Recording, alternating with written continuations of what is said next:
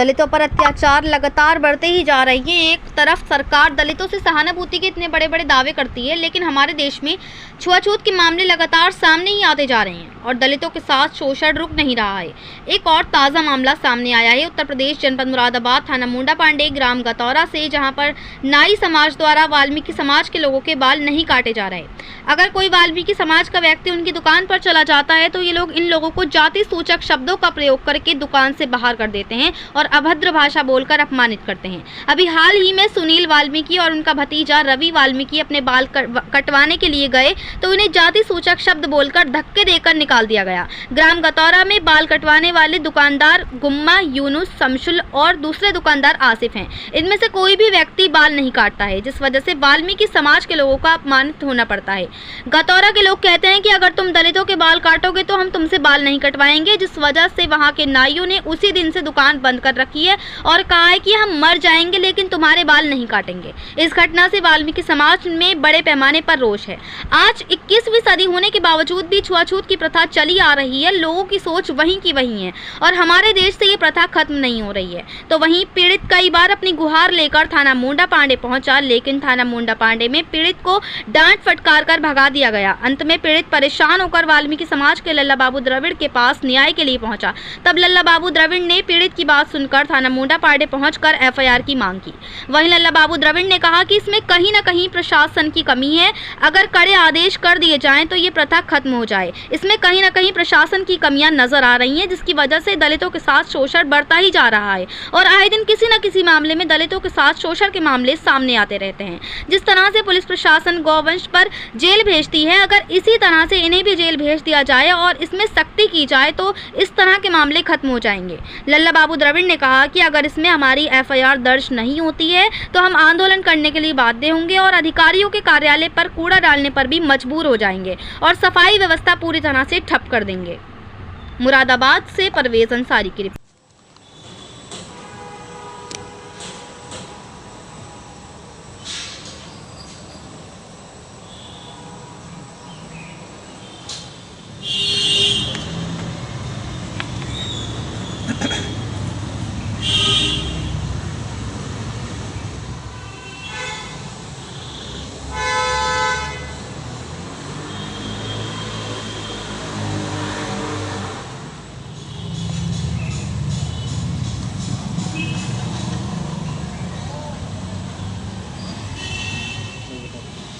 खड़ा रहो अभी आप।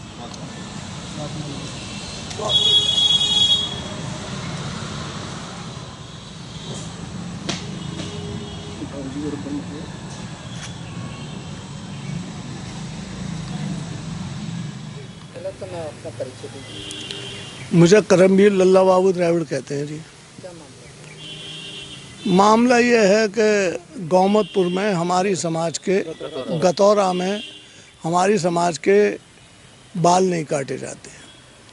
अभी फ़िलहाल की घटना है 2-4 दिन पहले की।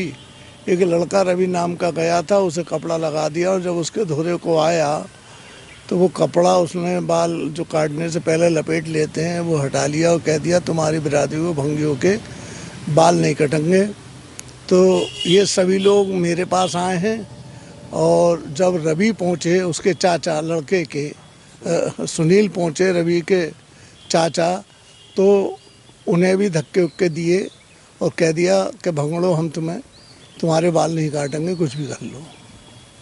ये परंपरा चल रही है अभी तक छुआछूत। देखिए, ये हमारे शासन प्रशासन की वो है। अगर कड़े आदेश कर दिए जाएं हर थाने को तो ये परंपराएं ख़त्म हो जाएं।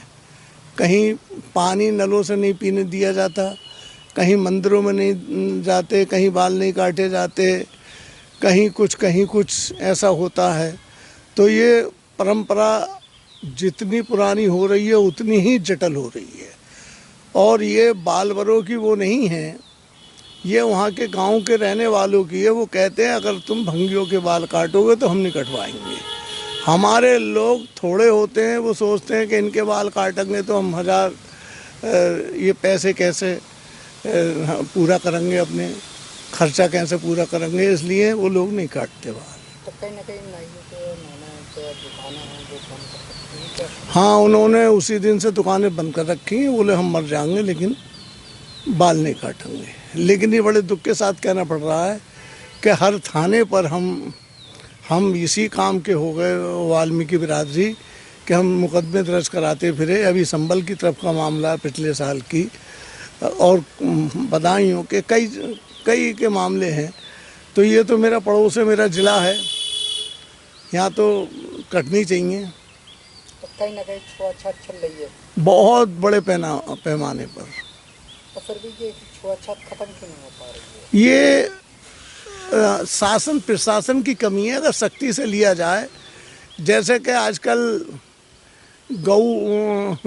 देखो कसाईयों को पकड़ के जेल भेजा जा रहा है, ऐसे ही इन्हें पकड़ के जेल भेजा जाए, या सामने एक अभियान चला लें, एक ऐसा ही साथ करके बाल कटवाएं सामने, तो फिर आगे कोई वो हो जाए। तो कितने जनों के बाल में कटेंगे? हैं कोई उस गांव में 50-60 लोग। 50-60?